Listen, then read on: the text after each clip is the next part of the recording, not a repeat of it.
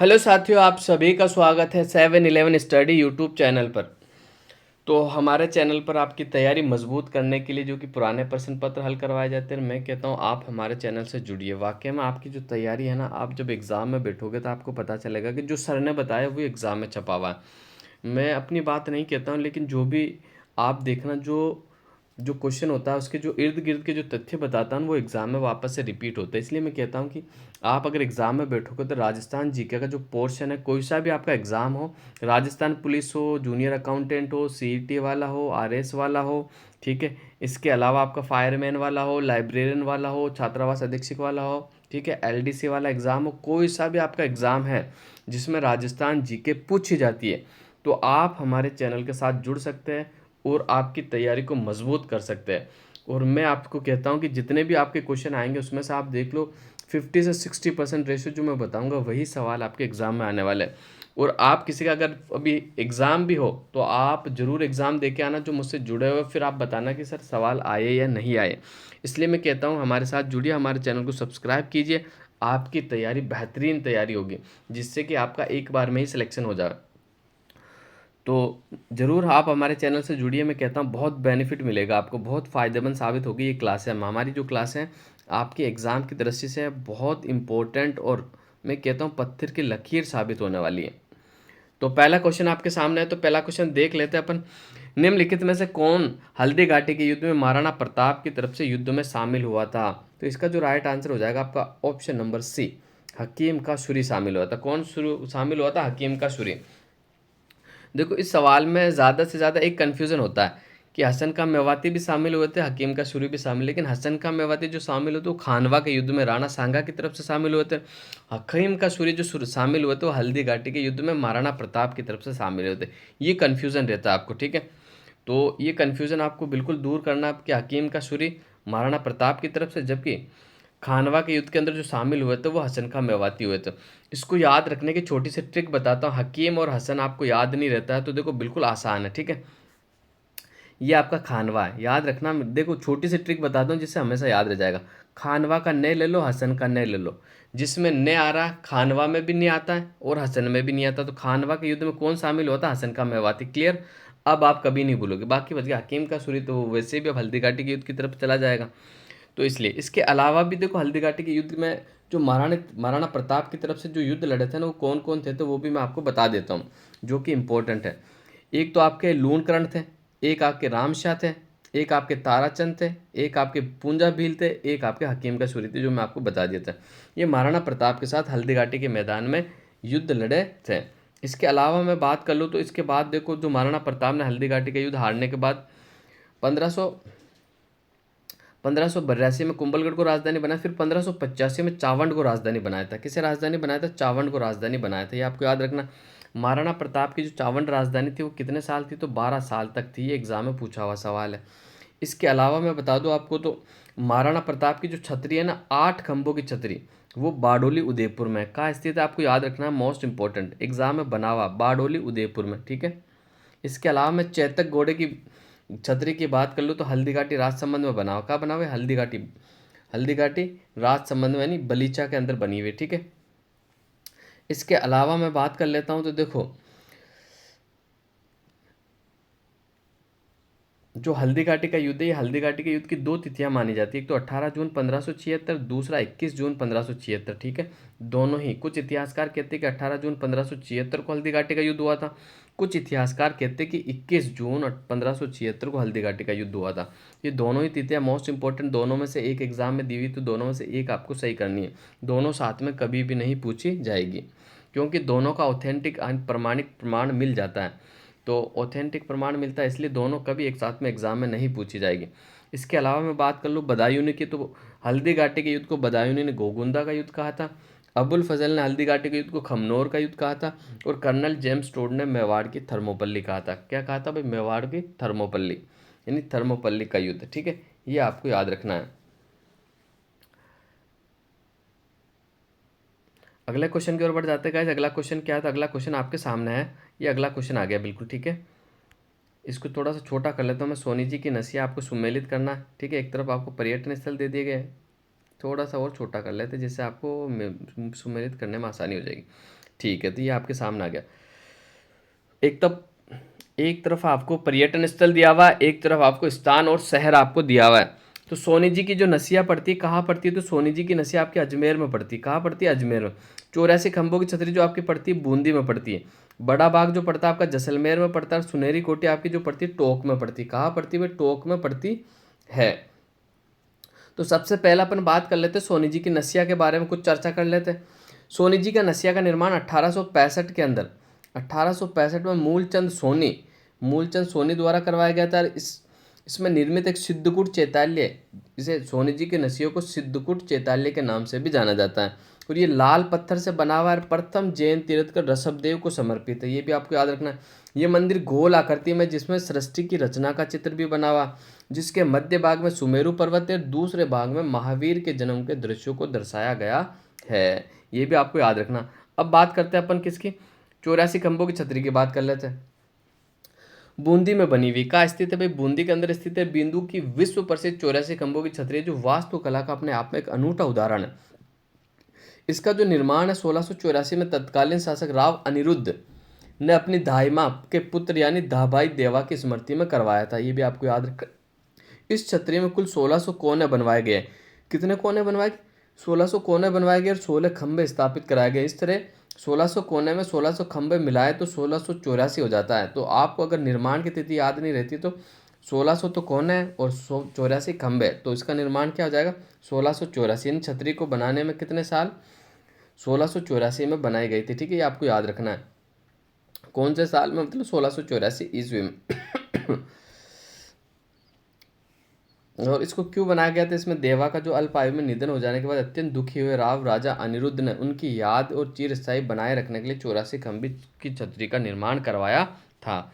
अब अपन बात कर लेते हैं किसकी? सुनहरी कोठी की बात कर लेते हैं। ठीक है, देखो सुनहरी कोठी का जो निर्माण है ना वो 1824 में नवाब आमिर खान ने शुरू करवाया था, आमिर खान पिंडारी ने। जबकि चौथे नवाब, जो कि टोंक के चौथे नवाब बने थे, कौन?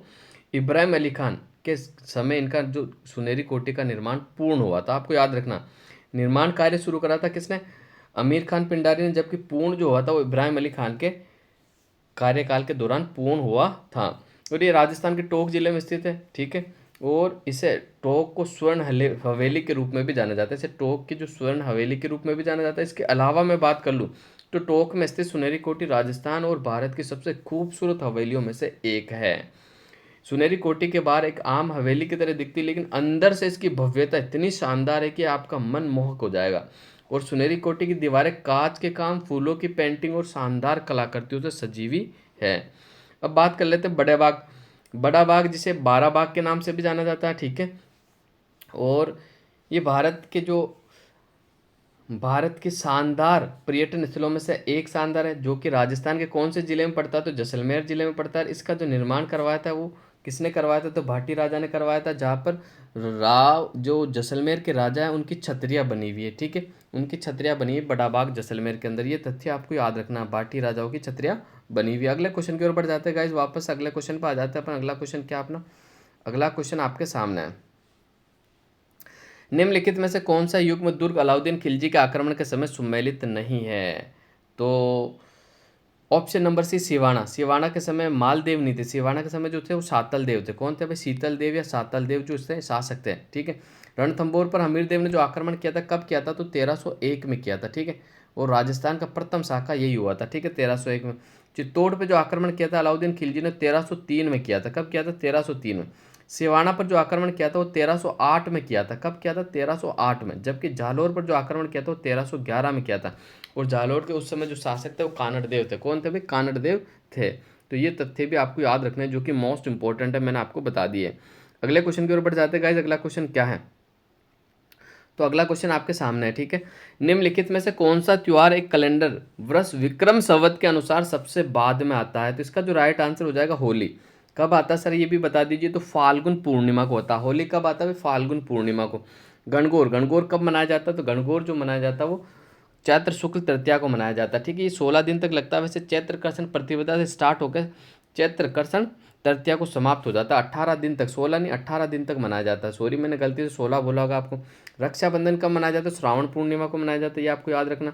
और कृष्ण जन्माष्टमी भाद्रपद के कृष्ण पक्ष के अष्टमी को कृष्ण जन्माष्टमी मनाई जाती है। इसके अलावा एक गुलाबी गणगौर फेमस है, जो कि नाथद्वारा की फेमस है, तो चैत्र शुक्ल एकम को गुलाबी गणगौर मनाई जाती है। इसके अलावा एक गणगौर है धींगा बेतमार गणगौर, जो कि जिसका उद्गम स्थल तो उदयपुर है, लेकिन फेमस कहा कि जोधपुर की। कब मनाई जाती? वैशाख शुक्ल तृतीया को मनाई जाती। कब मनाई जाती? वैशाख शुक्ल तृतीया को मनाई जाती। इसके अलावा मैं बात कर लूँ गुड़ला का त्यौहार, जो कि जोधपुर का फेमस है, कब मनाया जाता है? चैत्र कृष्ण अष्टमी को मनाया जाता है। इसके अलावा मैं बात कर लूँ शीतलाष्टमी, यानी शीतला माता का मेला कब लगता है? तो ये भी चैत्र कृष्ण अष्टमी को लगता है, चैत्र कृष्ण अष्टमी को लगता है। इसके अलावा मैं बात कर लूँ तो छोटी तीज कब आती है? वो अपनी कब आती है भाई? छोटी श्रावण शुक्ल तृतीया, ठीक है, श्रावण शुक्ल तृतीया को छोटी तीज आती है। बड़ी तीज कब आती है? तो बड़ी तीज जो आती है वो भाद्रपद कृष्ण तृतीया को आती है। तो ये महत्वपूर्ण जो आपके एग्जाम में आने वाले त्यौहार थे वो सारे मैंने आपको बताए, ये आपको याद रखने, बार बार यही एग्जाम में पूछे जाते हैं। छोटी तीज हुआ आपका, अक्षय तृतीया हो गया, होली हो गई, गणगौर होगी, रक्षाबंधन, ये आपके एग्जाम में पूछे जाते हैं। अगले क्वेश्चन की ओर बढ़ जाते हैं। अगला क्वेश्चन क्या था? अगला क्वेश्चन आपके सामने है। राजस्थान राज्य मानवाधिकार आयोग के अध्यक्ष एवं सदस्यों की चयन समिति में निम्नलिखित में से कौन नहीं होता है? तो आपका इसका जो सही आंसर हो जाएगा ऑप्शन नंबर डी, बिल्कुल राइट आंसर हो जाएगा, राज्यपाल नहीं होता है। ठीक है, इस सदस्य में 4 सदस्य होते हैं। एक तो आपका मुख्यमंत्री होता है, एक गृह मंत्री होता है, एक विपक्ष का नेता होता है और एक विधानसभा का अध्यक्ष होता है। कौन होता है भाई? विधानसभा का अध्यक्ष। ये 4 जो सदस्य होते हैं ये चुनाव करते हैं आयोग के अध्यक्ष का। ठीक है, इसके अलावा मैं बता देता हूँ आपको कुछ इंपॉर्टेंट तथ्य बता देता हूँ इसके बारे में। तो इसका जो राजस्थान राज्य मानवाधिकार आयोग का जो अधिसूचना निकली थी 1999 में, कार्यशील कार्य करना कब प्रारंभ कर दिया गया? तो 2000 के अंदर। और इसका राजस्थान राज्य मानवाधिकार आयोग का जो प्रथम अध्यक्ष कौन था? तो कांता भटनागर। वर्तमान में कौन है? तो जीके व्यास। ये तथ्य भी आपको याद रखना है, जो कि मोस्ट इंपॉर्टेंट है। अगले क्वेश्चन की ओर बढ़ जाते हैं गाइस। अगला क्वेश्चन क्या है? तो अगला क्वेश्चन आपके सामने है। विख्यात नाटककार नानूराम किस ख्याल से संबंधित है? तो इसका जो आपका राइट आंसर हो जाएगा शेखावटी ख्याल। कौन से ख्याल? शेखावटी ख्याल है। इसे कभी कभी चिड़ावा ख्याल के नाम से भी जाना जाता है। ठीक है, तो शेखावटी ख्याल और चिड़ावा ख्याल एक ही है। अब इसके बारे में आपको कुछ बता देता हूँ। देखो, शेखावटी के इलाके में नानूराम के जो शिष्य थे ना, दूलिया राणा के ख्याल बहुत लोकप्रिय बना दी थी। ठीक है, कभी कभी अगर आपको शेखावटी ख्याल के कलाकार नानूराम नहीं दिया और दूलिया राणा ऑप्शन में दिया हो, तो दूलिया राणा भी बिल्कुल आपका सही आंसर होगा। ठीक है, इसके अलावा इसके मुख्य खिलाड़ी की मैं बात कर लूँ तो एक तो आपका नानूराम हो जाएगा, एक दूलिया राणा हो जाएगा। इसके अलावा प्रमुख कहानियों की बात कर लूँ मैं, तो एक तो हीर रांझा हो जाएगी, एक हरीश चंद्र हो जाएगी, एक भर्तरी हो जाएगी, एक जयदेव कल्लारी हो जाएगी, एक ढोला मरवन हो जाएगी। ठीक है, और इसकी प्रमुख विशेषता की मैं बात कर लूँ तो इस शैली के अंदर भाषा और मुद्रा का गीत गायन होता है। ठीक है, और इसके प्रमुख वाद्य यंत्र कौन कौन से होते हैं? हारमोनियम, सारंगी, शहनाई और बांसुरी और ढोलक। ये प्रमुख वाद्य यंत्र है जो कि कौन सी ख्याल में बजाए जाते हैं? शेखावटी ख्याल में बजाए जाते हैं। अगले क्वेश्चन की ओर बढ़ जाते हैं गाइस। अगला क्वेश्चन क्या है? तो अगला क्वेश्चन आपके सामने है। राव जेतसिरो छंद ग्रंथ की रचना किसने करी थी? तो राव जेतसिरो जो छंद की जो ग्रंथ की रचना करी थी वो बिट्टू सूजा ने करी थी। किसने करी थी? बिट्टू सूजा के द्वारा की गई थी। ठीक है, आपको याद रखना है। इसके अलावा देखो, मैं आपको कुछ इंपॉर्टेंट जो ग्रंथ है उनके बारे में मैं आपको बता देता हूँ। ठीक है, सबसे पहले मैं बात करूंगा रूठी रानी। रूठी रानी किसने लिखा? तो केसरी सिंह बारठ द्वारा लिखा गया ग्रंथ है। ठीक है, इसके अलावा मैं बात कर लूँ तो एक अपना हो जाएगा कौन सा? कानड़ दे प्रबंध। किसके द्वारा लिखा गया? पद्मनाभ के द्वारा लिखा गया। खुमान रासो आपका दलपत विजय द्वारा लिखा गया। यही एग्जाम में जो बार बार पूछे जाते हैं वही उसी ग्रंथों की मैं बात कर रहा हूँ केवल। राम रासो की मैं बात कर लूँ तो माधुदास ददीवाडिया ने लिखा था। विजयपाल रासो की मैं बात कर लेता हूँ, नल सिंह ने लिखा था। हु गोरी किण पिवरी, हु गोरी किण पिवरी, ये किसने लिखा था? यादवेंद्र शर्मा चंद्र ने लिखा था। ठीक है, ये बाहर अभी अभी कौन से एग्जाम में पूछा गया? तो मेरे हिसाब से जहाँ तक कंप्यूटर अनुदेशक के एग्जाम में ही आया था। ठीक है, वेली किशन रुक्मणी पृथ्वीराज राठौड़ ने लिखा था। ठीक है, सेनानी मेघराज मुकुल ने लिखा था। लील टांस कन्हैयालाल सेठिया द्वारा लिखा गया। सती रासो सूर्यमल मिश्रण ने लिखा था। सूरज प्रकाश कर्णिदान ने लिखा था। सूरज प्रकाश किसने लिखा था? कर्णिदान ने लिखा था। ठीक है, इसके अलावा मैं आगे और बात कर लेता हूँ आपको। तो देखो, राजवल्लभ मंडन ने लिखा था। पग फेरो आपका मणि मधुकर के द्वारा लिखा गया था। इसके अलावा मैं बात कर लेता हूँ कुछ और इम्पोर्टेंट। तो देखो, चरचरी जो है जीनदत्त सूरी ने लिखा था। किसने? भाषा भूषण जसवंत सिंह ने लिखा था। और विरुद्ध छतरी दुर्सा आड़ा के द्वारा लिखा गया है। और बातारा फुलवारी विजयदान देता के द्वारा लिखा गया है।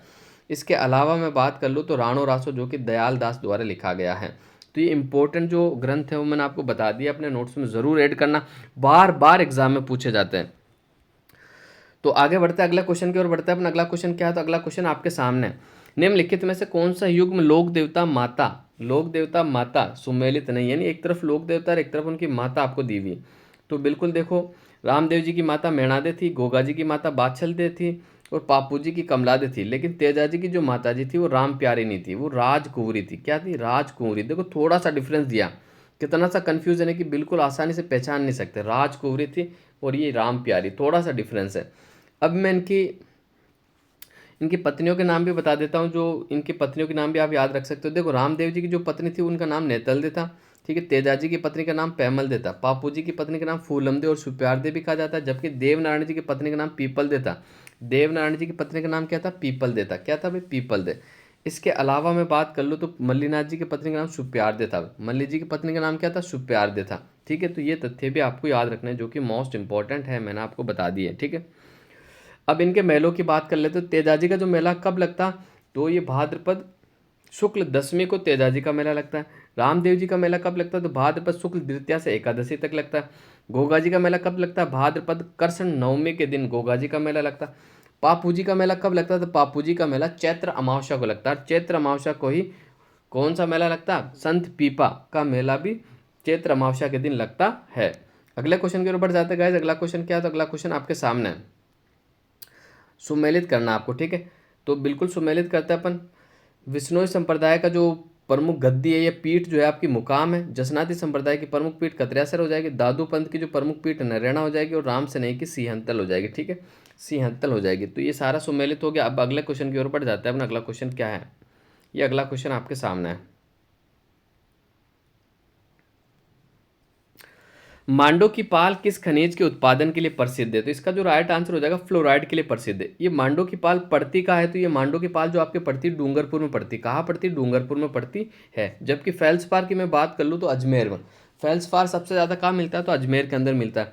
खनिजों की बात आई तो खनिजों के बारे में थोड़ी अपन चर्चा कर लेते हैं कि राजस्थान को खनिजों का अजायब घर कहा जाता है। पूरे देश का 22% खनिज का जो उत्पादन होता है वो राजस्थान से होता है। भंडार की दृष्टि से राजस्थान दूसरे स्थान पर, पहले स्थान पर झारखंड है। और जबकि उत्पादन की दृष्टि से 5वें स्थान पर है। उत्पादन की दृष्टि से 5वें स्थान पर, लौह खनिज में 4थे स्थान पर, अलोह खनिज में पहले स्थान पर है। और राजस्थान में कुल 81 प्रकार के खनिज है, जिसमें से उत्खनन विदोहन कितनों का हो रहा है? तो 57 प्रकार के खनिजों का उत्खनन और विदोहन किया जा रहा है। ये भी आपको याद रखना, जो कि मोस्ट इंपॉर्टेंट तथ्य मैंने आपको बताए। इसके अलावा कोर और तथ्यों की अपन बात कर लेते हैं जो कि इंपॉर्टेंट एग्जाम में बनने लायक हो। जैसे राजस्थान का सीसा जस्ता 100% राजस्थान में निकलता है, ठीक है। और जासफर और वोलेस्टोनाइट और सेलेनाइट, जासफर और वोलेस्टोनाइट 100% राजस्थान में होता है, आपको याद रखना है, ठीक है। इसके अलावा देश की पहली जो खनन अकादमी है वो कहाँ स्थित है? तो राजस्थान के उदयपुर जिले में स्थित है, ये आपको याद रखना है, ठीक है। राजस्थान की पहली खनिज नीति कब आई थी? तो 2015 में, 4 जून 2015 को राजस्थान की खनिज नीति थी, ठीक है। ये आपको याद रखनी है। सॉरी गाइस, ये जो नवीनतम जो खनिज नीति आई थी 2015 में, पहली जो आई थी वो 78 में आई थी, ठीक है। आपको याद रखना कब आई थी? 78 में, ठीक है। और प्रथम ग्रेनाइट नीति 1991 में आई थी। जबकि प्रथम मार्बल नीति की मैं बात कर लूँ तो 1994 में आई थी, ठीक है। 1994 में, ठीक है। और हरी अग्नि किसे कहा जाता है? पन्ना को कहा जाता है। जबकि हरसोट जिप्सम को कहा जाता है। तांबे को गार्नेट और रक्तमणि के नाम से भी जाना जाता है। ये तथ्य भी आपको याद रखना है, जो कि इंपॉर्टेंट है, एग्जाम में बनते हैं।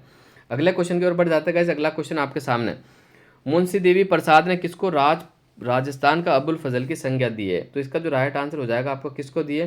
तो बिल्कुल राजस्थान का जो अबुल फजल मुनोत नैन्सी को कहा जाता है। ऑप्शन नंबर ए आपका बिल्कुल राइट आंसर हो जाएगा। मुनोत नैन्सी के बारे में अपन कुछ इंपॉर्टेंट फैक्ट पढ़ लेते हैं जो कि एग्जाम में बनते। सबसे पहले तो मुनोत नैन्सी किसके दरबार में रहते थे? आपको याद रखना, जसवंत सिंह प्रथम के दरबार में रहते थे, ठीक है। जसवंत सिंह प्रथम के दरबार में रहते थे। जसवंत सिंह जो कि मारवाड़ यानी जोधपुर के शासक थे, ठीक है। इनकी 2 किताबें हैं, 2 ग्रंथ हैं। एक तो मारवाड़ प्रज्ञा विगत, एक नैन श्री ख्यात, ठीक है।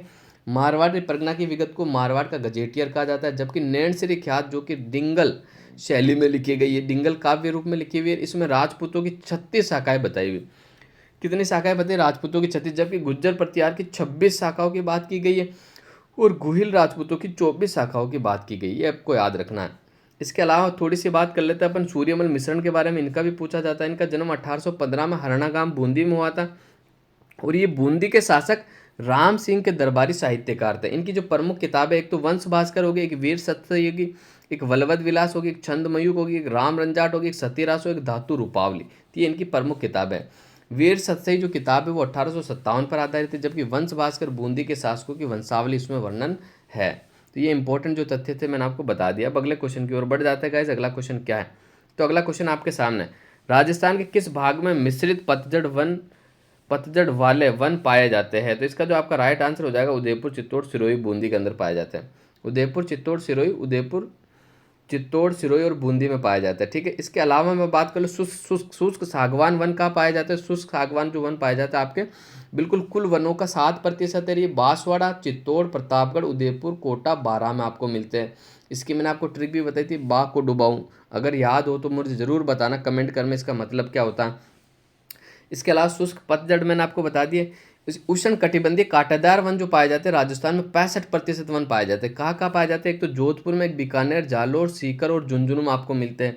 इसके अलावा मैं बात कर लूँ उष्ण कटिबंधीय सदाबहार वन, ये केवल माउंट आबू, सिरोही में पाए जाते हैं। पूरे वनों के क्षेत्रफल का 0.4% है। ठीक है।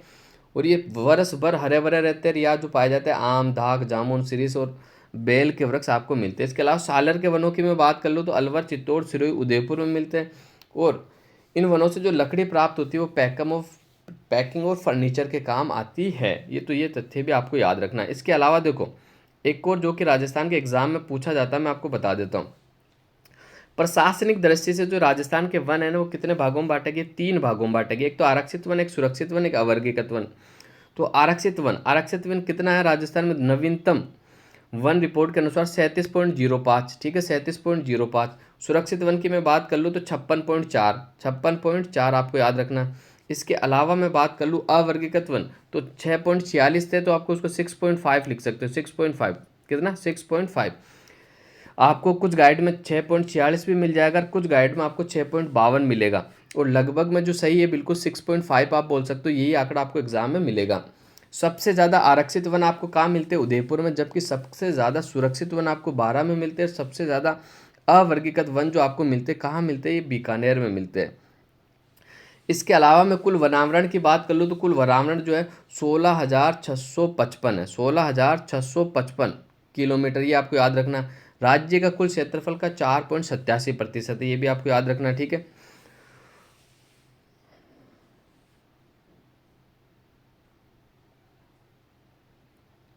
इसके अलावा मैं बात कर लूँ कि भाई वर्तमान जो रिपोर्ट है ये 2021 वाली रिपोर्ट के अनुसार कितना वन बढ़ा है? तो 25 किलोमीटर वन बढ़ गया। कितने किलोमीटर वन बढ़े? 25 किलोमीटर वन आपके बढ़ चुके हैं। इसके अलावा मैं बात कर लूँ एक वन आच्छादन, अत्यधिक सघन वन, मध्यम सघन वन और खुले वन, इनके बारे में भी एग्जाम में पूछा जाता है। तो देखो अत्यधिक सघन वन जो है राजस्थान में कितने किलोमीटर में फैला हुआ है? देखो मैं आपको बता देता हूँ। ये फैला हुआ है 78.15 किलोमीटर में। प्रतिशत की मैं बात कर लूँ तो 0.02%, 0.02%। मध्यम सघन वन की मैं बात कर लूँ तो मध्यम सघन वन 4,368 किलोमीटर में फैला हुआ है। 4,368.65 किलोमीटर में। और कुल कितना प्रतिशत है? तो 1.28% है। इसके अलावा मैं खुले वन की बात कर लेता हूँ। खुले वन जो है वो 12,208 किलोमीटर में फैला हुआ है। कुल प्रतिशत है 3.57। सबको जोड़ते हैं तो 16,654.96 यानी लगभग 16,655 हो जाएगा। कुल 4.87% हो जाएगा आपका भौगोलिक प्रतिशत। ठीक है। इसके अलावा झाड़ी वनों की मैं बात कर लूँ तो झाड़ी वन 4,808 किलोमीटर में फैला हुआ है। प्रतिशत में 1.41% फैला हुआ है। ठीक है। ये भी आपको याद रखना है जो कि एग्जाम की दृष्टि से इंपॉर्टेंट है। अगले क्वेश्चन की ओर बढ़ जाते हैं गाइस। अगला क्वेश्चन आपके सामने है, बूंदी शैली आ गया। अब भाई पशु पक्षियों की शैली कौन सी है? अपनी बूंदी शैली है ना। तो सवाल क्या, किस चित्र शैली में पशु पक्षियों की बहुतायात रहती है? तो पशु पक्षियों की जो शैली कहा जाता है वो किसे कहा जाता है? तो बूंदी शैली को कहा जाता है। ठीक है। बूंदी शैली के बारे में जो इंपॉर्टेंट तथ्य है उनको अपन जान लेते हैं। भाई बूंदी शैली का जो स्वर्ण काल कहलाता है वो उम्मेद सिंह के काल को स्वर्ण काल कहा जाता है। और उम्मेद सिंह ने जो चित्रशाला बनाई थी उस चित्रशाला को भित्ति चित्रों का स्वर्गशाला कहा जाता है। क्या कहा जाता है? स्वर्गशाला के नाम से जाना जाता है। इसके अंतर्गत उम्मेद सिंह को जंगली सुअर का शिकार करते हुए चित्र बनाया गया है। इसके अलावा मैं बात कर लूँ तो बूंदी शैली जो है मेवाड़ शैली और मुगल शैली का मिश्रण रूप है। और बूंदी शैली के अंदर कौन से चित्र बनाए गए सबसे ज़्यादा? तो राग रागिनी, ऋतु का वर्णन, बारहमासा, करसन लीला, इसके अलावा शिकार शैली और हाथियों की लड़ाई के चित्रों का अंकन मिलता है आपको। इसके अलावा मैं बात कर लेता हूँ प्रमुख चित्रकार। बूंदी शैली के जो प्रमुख चित्र है, एक तो रामलाल हो जाएगा, आपका अहमद अली हो जाएगा, एक साधु राम हो जाएगा, एक सुरजन हो जाएगा। तो ये बूंदी शैली के प्रमुख चित्रकार है। तो ये तथ्य भी आपको याद रखना है जो कि मोस्ट इंपॉर्टेंट है। अब गाइस अगले क्वेश्चन की ओर बढ़ जाते हैं हम। अगला क्वेश्चन आपके सामने है, ये रहा। नर्मदा नहर परियोजना से लाभान्वित राजस्थान के जिले हैं। तो इसका जो सही आंसर हो जाएगा ऑप्शन नंबर डी बिल्कुल राइट आंसर हो जाएगा। नर्मदा नहर की अपन बात कर ले तो नर्मदा नहर जो एक तो 4 राज्यों की संयुक्त परियोजना, कौन कौन से सर बता दीजिए। एक तो एमपी हो जाएगा आपका, ठीक है, दूसरा आपका महाराष्ट्र हो जाएगा, तीसरा आपका गुजरात हो जाएगा, चौथा आपका राजस्थान हो जाएगा। तो एमपी, महाराष्ट्र, गुजरात और राजस्थान की संयुक्त परियोजना। भाई नर्मदा जल विकास प्राधिकरण द्वारा नर्मदा जल में राजस्थान का जो हिस्सा है वो कितना आता है ये आपको बता दें, 0.50 MAF, ये आपको याद रखना, मिलियन एकड़ फीट, ठीक है। इसके अलावा मैं बात कर ले तो राजस्थान में जो कि नर्मदा नहर की लंबाई कितनी है, तो 74 किलोमीटर लंबी है। भाई कितनी लंबी है, 74 किलोमीटर लंबी है, ठीक है। इसके अलावा राजस्थान को कब पानी मिला, तो मार्च 2008 में नर्मदा नहर से राजस्थान को पानी मिलने लगा था, ये भी आपको याद रखना। वो राजस्थान जो नर्मदा नहर है राजस्थान में कहाँ प्रवेश करती है, तो बिल्कुल सांचौर तहसील के सीलू गांव से प्रवेश होता है। और ये राज्य की पहली परियोजना है जो संपूर्ण सिंचाई फुहारा पद्धति से होती है। मोस्ट इंपॉर्टेंट, ये बार बार पूछा गया कि कौन सी पद्धति का संबंध फुहारा पद्धति से है या ड्रिप डोप पद्धति से या इजरायली पद्धति से। इसका जो सही आंसर हो जाएगा आपका नर्मदा परियोजना। और इससे जो लाभ होते केवल 2 जिलों को लाभ होता है, एक तो जालोर, एक बाड़मेर। तो ये इंपॉर्टेंट था। इसके अलावा एक और छोटी मोटी योजना की अपन बात कर लेते तो देखो एक योजना बताता हूँ मैं आपको, ठीक है। ओराई सिंचाई परियोजना, ये कहाँ पड़ती थी, आपके चित्तौड़गढ़ जिले के भोपालपुरा गांव में पड़ती है और इसकी कुल लंबाई जो है 34 किलोमीटर है, ठीक है। और इस परियोजना से जो लाभ मिलता है एक तो चित्तौड़गढ़ को, एक भीलवाड़ा को मिलता है। इसके अलावा एक परियोजना मैं आपको बताता हूँ, पार्वती परियोजना जो अंगई बांध पर बनी हुई, ठीक है। ये कहाँ पड़ती थी, धौलपुर में पड़ती है। इसका निर्माण कब हुआ था, 1459 में हुआ था। इससे जो सिंचाई सुविधा उपलब्ध होती है केवल धौलपुर को उपलब्ध होती है, ये भी आपको याद रखना। इसके अलावा मैं एक बात कर लेता हूँ, भीखाबाई सागवाड़ा जो नहर है अपनी, ये कहाँ है, तो ये डूंगरपुर में स्थित है। कहाँ स्थित है, डूंगरपुर में स्थित है। इसमें माही नदी पर साइफन का निर्माण करके नहर निकाली गई है, ठीक है। और इससे जो सर्वाधिक लाभ मिलता है केवल डूंगरपुर को ही मिलता है। 21,000 हेक्टेयर में सिंचाई सुविधा उपलब्ध करवाती है भीखाबाई सागवाड़ा नहर डूंगरपुर जिले को। अगले क्वेश्चन की ओर बढ़ जाते हैं गाइस। अगला क्वेश्चन क्या है, तो राजस्थान की रुंडित सरिता किसे कहा जाता है। तो राजस्थान की जो रुंडित सरिता कहा जाता है बाण गंगा को कहा जाता है। किसे कहा जाता है, बाण गंगा नदी को कहा जाता है। बाण गंगा नदी का उद्गम स्थल की बात कर लूँ तो ये कहाँ से, जयपुर की बैराट की पहाड़ियों से निकलती है। जयपुर की बैराट की पहाड़ियों से निकलती है। इसकी कुल लंबाई की मैं बात कर लूँ तो 380 किलोमीटर मानी जाती है और इसे ताला नदी के नाम से भी जाना जाता है। ये एकमात्र ऐसी नदी है जो उद्गम स्थल से लेकर समापन तक, इसकी जो सहायक नदी है ना, एक भी सहायक नदी नहीं है, ठीक है। प्राचीन बैराट सभ्यता जो कि बाण गंगा नदी के किनारे ही फली फूली थी, ये भी आपको याद रखना है। इसके अलावा भरतपुर का जो अजान बांध है उसकी जो जलापूर्ति होती है वो बाण गंगा नदी के द्वारा ही की जाती है। अगले क्वेश्चन की ओर बढ़ जाते हैं गाइस। अगला क्वेश्चन क्या है, तो अगला क्वेश्चन आपके सामने है, रम्मत रम्मत लोक नाट्य किस क्षेत्र से संबंधित है। तो इसका जो सही आंसर हो जाएगा आपका ऑप्शन नंबर सी। देखो रम्मत का जो उद्गम हुआ था यानी उत्पत्ति जो हुई थी वो जैसलमेर में हुई थी। फेमस जो है बीकानेर का, ये आपको याद रखना, ठीक है। इसको जो उत्पत्ति करने वाले जो थे मुख्य थे पुष्करना ब्राह्मण ने की थी, ठीक है। और इसके अंदर एक होता खेलर, जो रम्मत लोकनाट्य का जो अभिनीत करने वाला कलाकार होता है उसे खेलर के नाम से जाना जाता है। ये सवाल एग्जाम में पूछा गया था कि खेलर क्या है, आरएसएस बोर्ड द्वारा पूछा गया खेलर क्या होता है। तो खेलर जो होता है रम्मत लोकनाट्य को अभिनीत करने वाला जो कलाकार होता है उसे खेलर या रमतिया कहा जाता है, ठीक है। इस रम्मत की मैं बात कर लूँ तो रम्मत का जो मुख्य केंद्र एक तो आपका जैसलमेर हो जाएगा, एक आपका फलोदी और एक बीकानेर, ठीक है। सबसे ज़्यादा जो फेमस है बीकानेर की है, फिर आपके जैसलमेर, फिर आपके फलोदी जोधपुर की। इनके कलाकारों की मैं बात कर लेता हूँ जो कि मोस्ट इंपॉर्टेंट है, ये आपको याद रखना है, ठीक है। तो बीकानेर का मनीराम, तुलसीराम, फागू महाराज और सुआ महाराज। जबकि जैसलमेर के कलाकारों की मैं बात कर लूँ तो परमानंद, गिरधारी सेवक, तेज कवि, सकतमल और तुलसीदास और जीतमल। इसके अलावा एक सवाल और यहाँ से पूछा गया था कि तेज कवि जैसलमेरी ने रम्मत का अखाड़ा श्री कृष्ण कंपनी के नाम से चालू किया था और 1943 में उन्होंने स्वतंत्र बावनी की रचना कर महात्मा गांधी को भेंट की थी। ये सवाल आपका पूछा गया था एग्जाम में जो कि इंपॉर्टेंट है। राजस्थान के किस भाग में शुष्क खेती प्रचलित है। तो राजस्थान में देखो शुष्क यानी मरुस्थल की तरह पश्चिमी भाग में है तो शुष्क खेती मरुस्थल में ही की जाती है, ठीक है। ऑप्शन नंबर डी आपका बिल्कुल राइट आंसर हो जाएगा। निम्नलिखित में से कौन सा युग में सुमेलित नहीं है। तो इसका ऑप्शन नंबर डी नड़ जो है गण वाद्य नहीं, नड़ तो सुशीर वाद्य यंत्र जो कि जैसलमेर का प्रसिद्ध है, करना भील इसे बजाता है, ठीक है। अगले क्वेश्चन की ओर बढ़ जाते हैं गाइस। अगला क्वेश्चन क्या है, तो ये अगला क्वेश्चन आपके सामने है, निम्नलिखित संतों में किसने अपने लेखन में मेवाती बोलियों का प्रयोग नहीं किया, ये आपको बताना है, ठीक है। तो इसका जो राइट आंसर हो जाएगा, देखो लाल दास ने भी किया, चरण दास ने भी किया, सेजोबाई ने भी किया, लेकिन सुंदर दास ने मेवाती बोली का प्रयोग नहीं किया, क्योंकि सुंदर दास जी दादू जी के शिष्य थे, इन्होंने ढूंढाड़ी और संदूकड़ी भाषा का प्रयोग किया है। ठीक है, अगले क्वेश्चन की ओर बढ़ जाता है। अगला क्वेश्चन क्या है, तो निम्नलिखित में से कौन सा मराठा आक्रमण के खिलाफ हुरडा सम्मेलन में जुड़े थे, ये आपको बताना है। तो हुरडा सम्मेलन में कौन शामिल हुए थे, ये आपको बताना है। ठीक है, तो देखते हैं हुरडा सम्मेलन में कौन शामिल हुए थे। तो हुरडा सम्मेलन की मैं बात कर लेता हूँ। देखो, option number A, Jagat Singh बिल्कुल शामिल हुए थे, जयपुर के सवाई जय सिंह भी शामिल हुए थे, और महाराजा अभय सिंह भी शामिल हुए थे। ठीक है, महाराजा अभय सिंह भी बिल्कुल शामिल हुए थे। तो महाराजा अभय सिंह कहाँ के थे, तो महाराजा जो अभय सिंह थे ना, ये जोधपुर के थे। ठीक है, तो ये महाराजा जसवंत सिंह नहीं थे भाई, महाराजा जसवंत सिंह जोधपुर वाले नहीं थे। ठीक है, तो इसका जो सही आंसर हो जाएगा बिल्कुल ए बी डी हो जाएगा। ठीक है, ए बी डी बिल्कुल आपका राइट आंसर हो जाएगा। हुडा सम्मेलन के बारे में कुछ बात कर ले। हुडा सम्मेलन का जो आयोजन हुआ था 17 जुलाई 1734 को हुआ था, ये आपको याद रखना। हुडा नामक जो स्थान है वो कहाँ है, तो भीलवाड़ा में पड़ता है। कहाँ है, भीलवाड़ा में पड़ता है। इसके अलावा मैं आपको बता देता हूँ, बीकानेर से कौन आए थे, तो बीकानेर से जोरावर सिंह आए थे, नागौर के बख्त सिंह आए थे, बूंदी के दलेल सिंह आए थे, करौली के गोपाल दास आए थे, किशनगढ़ के राज सिंह भी इस हुडा सम्मेलन में भाग लिया था। हुरडा सम्मेलन की जो अध्यक्षता करी थी वो मेवाड़ महाराणा जगत सिंह द्वितीय ने करी थी। किसने करी थी भी, मेवाड़ महाराणा जगत सिंह द्वितीय ने। हुरडा सम्मेलन का उद्देश्य क्या था जी, उस वक्त जो मराठाओं के आक्रमण हो रहे थे उनको रोकने के लिए सम्मेलन का आयोजन हुआ था, लेकिन ये असफल हो गया। तो अगले क्वेश्चन की बात कर लेते हैं। अगला क्वेश्चन क्या, अगला क्वेश्चन आपके सामने है।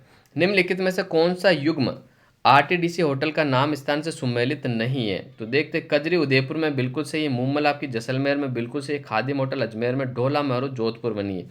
तो सर ढोला मारू कहाँ पड़ती है, तो ढोला मारू आपकी जो पड़ती है बीकानेर में पड़ती है। कहाँ पड़ती है, ढोला मारू आपकी बीकानेर में पड़ती है, आपको याद रखना। ठीक है, इसके अलावा मैं और बता देता हूँ, देखो इसके अलावा कुछ इंपॉर्टेंट होटलें बता देता हूँ। देखो, गंवरी जो है ये भी आपकी उदयपुर में पड़ती है, बाकी गावड़ी तालाब आपकी झालावाड़ में पड़ती है। ठीक है, इसके अलावा मैं बात कर लूँ तो गोकुल आपकी जो कि फतेहपुर, गोकुल जो कि आपकी राजसमंद नाथद्वारा में पड़ती है। ठीक है, इसके अलावा मैं बात कर लूँ, गणगौर आपकी जयपुर में पड़ती है, स्वागतम आपकी जयपुर में पड़ती है, तीज भी आपकी जयपुर में पड़ती है, खरताल जो आपकी बाड़मेर में पड़ती है, जबकि कुर्जा आपकी नागौर में पड़ती है, चंबल आपकी कोटा में पड़ती है, चिरमी जो आरटीडीसी होटल है वो चूरू में पड़ती है।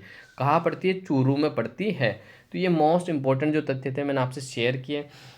तो आप अगर हमारे चैनल पर नए हो तो ज़रूर हमारा सपोर्ट कीजिएगा। क्लास आपको कैसी लगी कमेंट करके ज़रूर बताना। ठीक है, तो आज की क्लास को यही विराम देना चाहेंगे, अगली क्लास में आपसे फिर मुलाकात होगी। आप सभी का धन्यवाद।